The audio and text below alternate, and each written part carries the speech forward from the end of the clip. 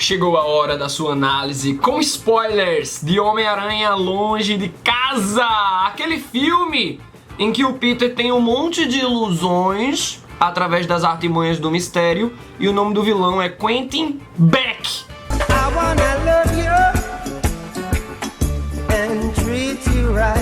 É com essa piada de Praça é Nossa que a gente começa. Vamos embora analisar? Vamos teorizar sobre o MCU? Vamos agora!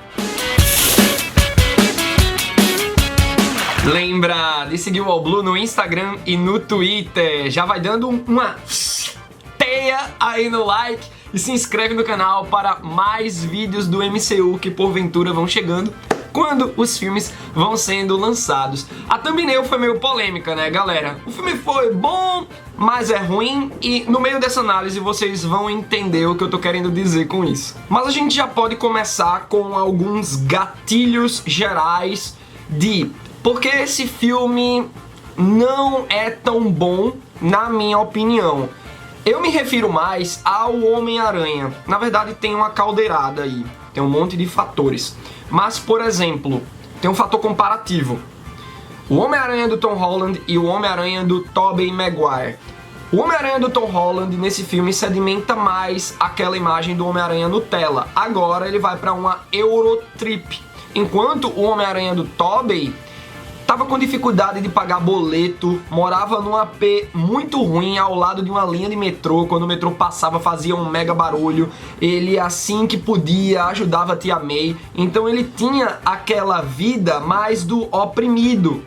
Não é que o Peter Parker do Tom Holland seja o opressor, mas ele tem uma vida muito fácil. Eu acredito que isso é um caminho. Até porque essa Eurotrip não vem do fato de que o Peter Parker tem dinheiro. O Flash Thompson até brinca com ele, né? É o bullying, na verdade, que ele faz. Ó, Peter, isso aqui é um avião. Tu que tá acostumado com ônibus.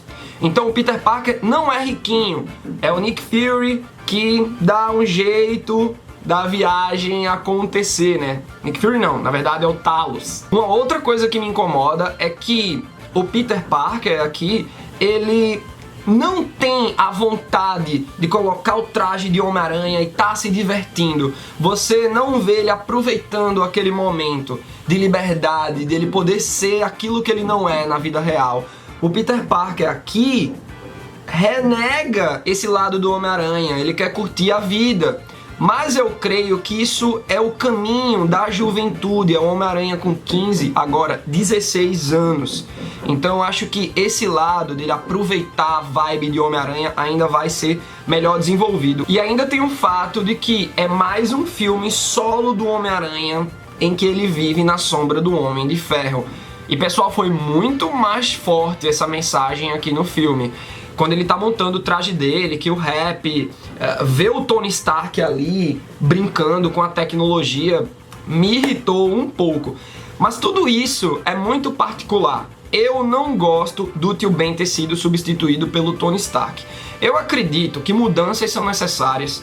Eu entendo todo o encaixe do Homem-Aranha, as problemáticas com a Sony, o acordo com a Sony de estar usando o personagem tempos depois que o MCU foi criado.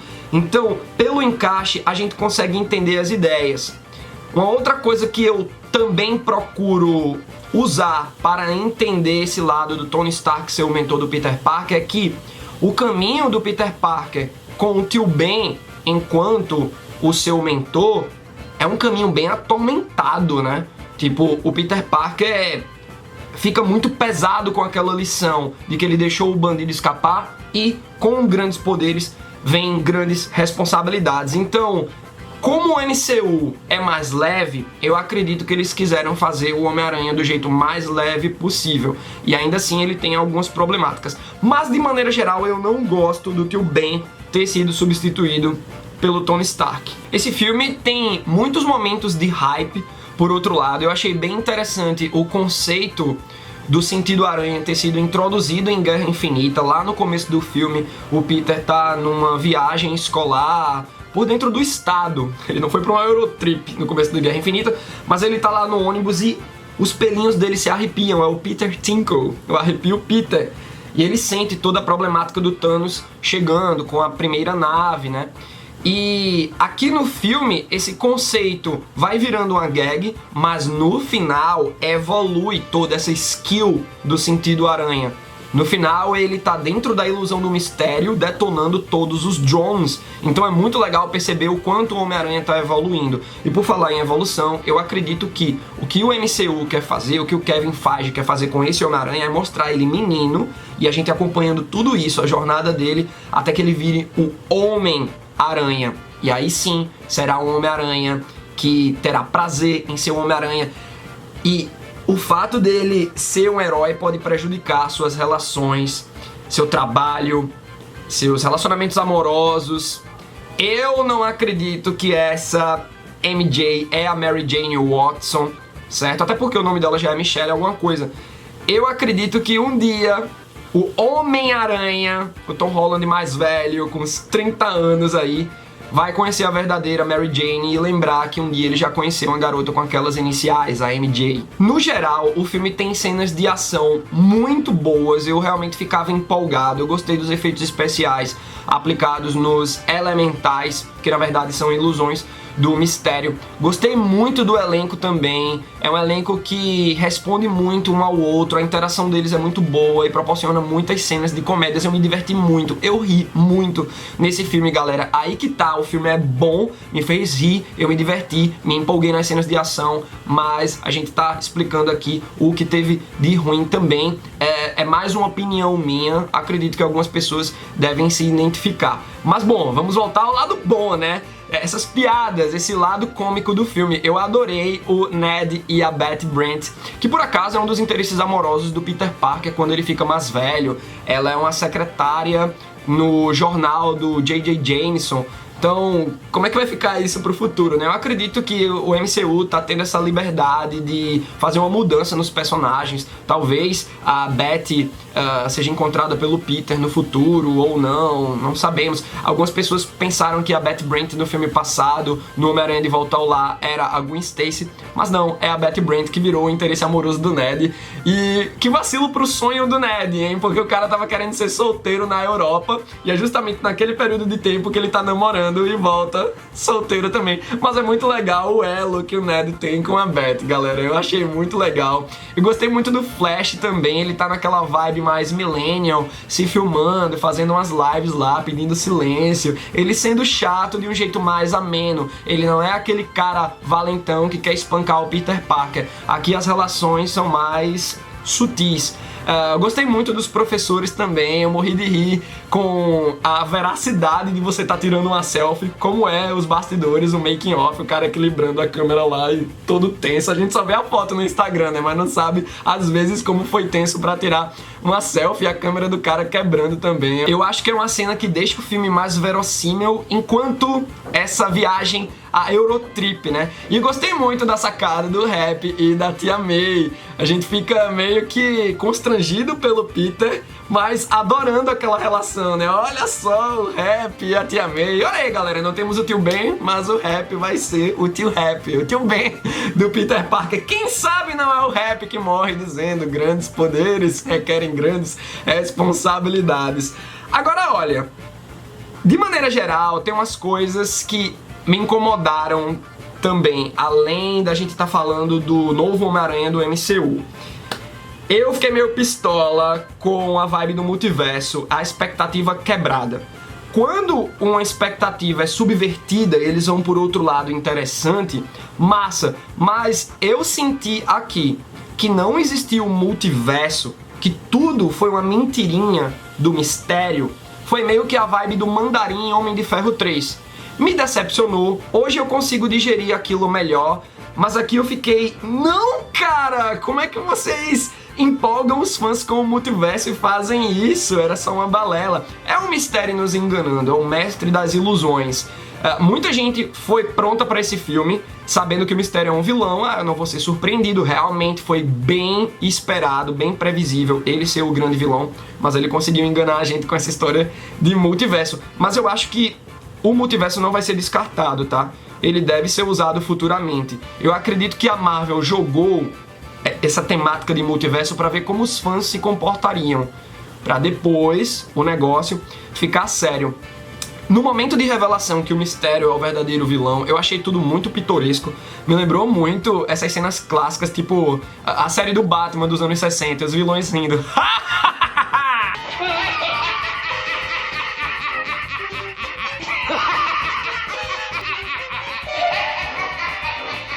Mas apesar desse tom pitoresco do Mistério, as cenas de ação que o vilão proporcionou foram excelentes. A ilusão, a primeira ilusão em que o Peter se percebe num prédio abandonado, galera, que êxtase, foi muito quadrinho, foi uma das melhores cenas do MCU como um todo, ouso dizer, porque o Mistério deu medo. Ele fez o Peter Parker ficar gigante numa cidadezinha coberta pela neve. Você descobre que aquilo é aquele globinho que você chacoalha e a neve balança, né? Que a gente vê no decoração de Natal. E, na verdade, aquele globinho é a cabeça do Mistério que ele tira. E ele mostra um Homem de Ferro zumbi. Tipo, foi incrível o nível de perturbação que ficou a cabecinha do Peter Parker do Homem-Aranha. Ele não sabia o que era real, o que era ilusão, ao ponto que ele foi atropelado por um trem. E ali eu acho que o Homem-Aranha deveria ter morrido, viu? O cara realmente foi atropelado, pegou com tudo e mostra ele subindo ali, o trem. Tipo, é o protagonista do filme, né? O filme tem vários easter eggs bem interessantes. Teve um que eu notei, mas não creio ter sido um easter egg proposital, mas quando o Peter, após essa primeira grande ilusão do Mistério, cai em cima de um carro, logo depois a câmera, o jeito que ela se move e o Peter meio perdido me lembrou muito os tokusatsu que eu assistia. Até porque o Peter tá vestido a caráter, com a roupa stealth, é o macaco noturno. Então eu senti muito uma vibe tokusatsu, mas não creio que isso tenha sido pensado.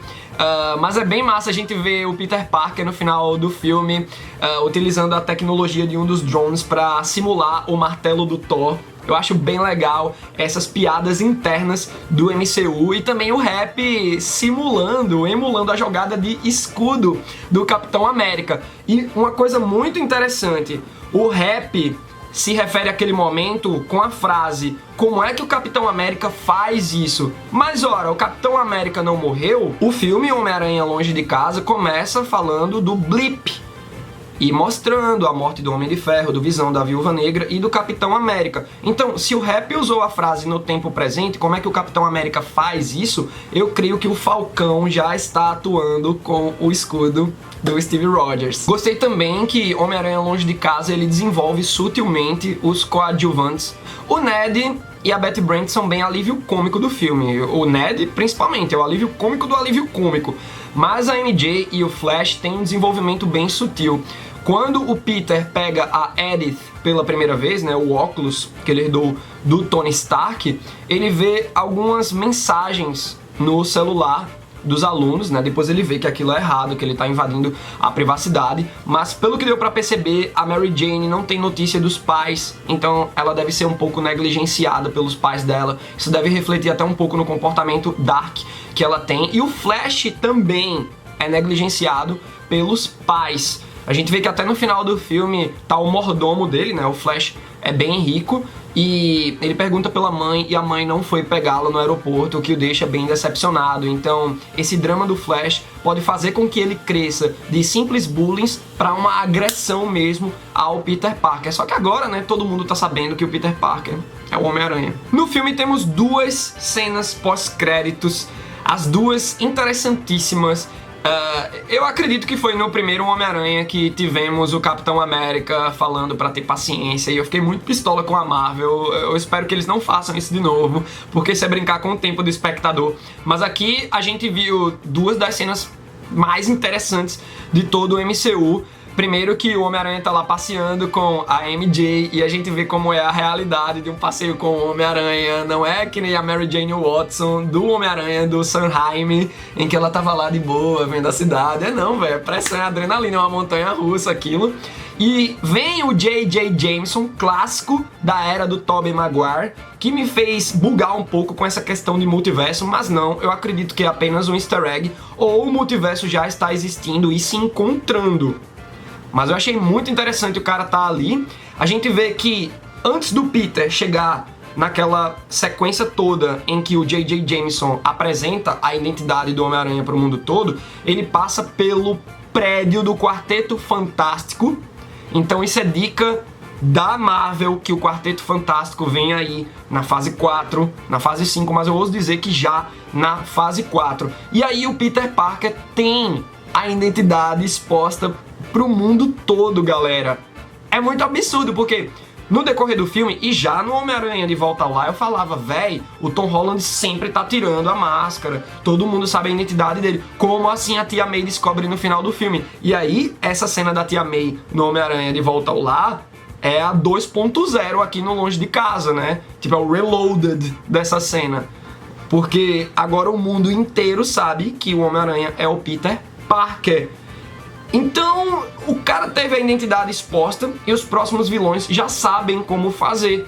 MJ ali, Tia May acolá, vamos tocar nos pontos fracos do Homem-Aranha. É por isso, galera, que eu ouso dizer que a próxima grande saga... Tipo, tivemos a saga do infinito em 3 fases da Marvel. O último filme foi esse, que funcionou como um epílogo, né? O último filme, na verdade, foi o Ultimato. Mas eu acredito que fase 4, 5, 6... culminará aí para o Galactus como vilão, já que o Quarteto Fantástico está sendo introduzido. E aí rolará algum acontecimento que afetará memórias. Porque não é possível que isso vá ser definitivo. Todo o planeta sabendo que o Homem-Aranha é o Peter Parker. Na segunda cena pós-créditos, vemos que a Maria Hill e o Nick Fury eram Skrulls esse tempo todo. O Skrull, que estava fazendo o papel do Nick Fury, era ninguém mais, ninguém menos que o Talos. Muito massa ver ele, ainda naquele tom de comédia. Eu fico me perguntando se teremos invasão secreta no MCU. Eu acredito que o MCU não desperdiçaria essa oportunidade. Tipo, conhecemos o Talos na década de 90. Então, mais de 25 anos se passaram, né? Porque tem um time skip até o Ultimato. Então, 30 anos se passaram e o Talos e os Skrulls podem mudar a relação deles com os terrestres, de repente. Então, acredito que ainda tenhamos chance de ver o arco Invasão Secreta. Eu tava notando o Nick Fury diferente no filme, mas, claro, eu não tava ousando dizer que era um Skrull ali. Eu tava pensando que poderia ser uma das ilusões do mistério, já que ele era o grande vilão. Talvez foi uma sacada da Marvel. Vamos colocar o mistério, a galera pode até perceber o Nick Fury diferente, e aí vai atribuir ao mistério, e não ao fato dele ser o Skrull, dele ser o Talos. Então eu achei isso muito massa. E baita atuação do Samuel L. Jackson, que tava fazendo um Nick Fury muito diferente. Algumas pessoas se perguntam, será que o Nick Fury era o Talos desde sempre, desde a primeira cena pós-créditos do Homem de Ferro 1? Não, galera, eu acredito que o Nick Fury que vimos até Homem-Aranha Longe de Casa era o próprio Nick Fury, o verdadeiro. Só que agora, depois dos eventos de Ultimato, o Nick Fury quis tirar umas férias, foi lá para uma base de Operação Skrull e deixou o Talos tomando conta de toda a bagaça. Alguns de vocês podem se perguntar e também quererem me perguntar o que é que eu acho do futuro do MCU, as fases 4, 5 e 6. Olha só, galera, como tivemos essa baita dica do prédio do Quarteto Fantástico, eu creio que eles serão uma figura muito importante aí ao lado do Homem-Aranha, e que aquele vilão que ocupará o posto do Thanos futuramente será o Galactus com o Surfista Prateado. Mas também acho que até chegar o Galactus, o Norman Osborn será um dos grandes vilões do MCU. Fase 4, fase 5. E ouso dizer até que ele criará o uniforme do Duende Verde se baseando no visual dos Skrulls.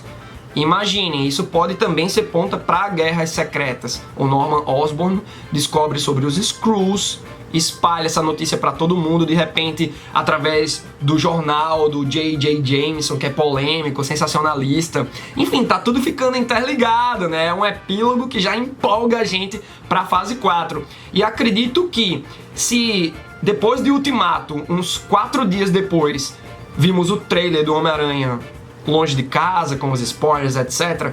Eu acredito que nos próximos dias, principalmente, tá chegando a San Diego Comic Con, a Marvel vai anunciar os próximos filmes de 2020, né? Quais serão os 3 filmes de 2020? Ou teremos apenas 2? Bom, sei que iniciaremos a fase 4. Eu estou feliz e quero ouvir de vocês agora nos comentários o que é que vocês acharam de Homem-Aranha Longe de Casa. Bota a tua opinião aí embaixo e até a próxima!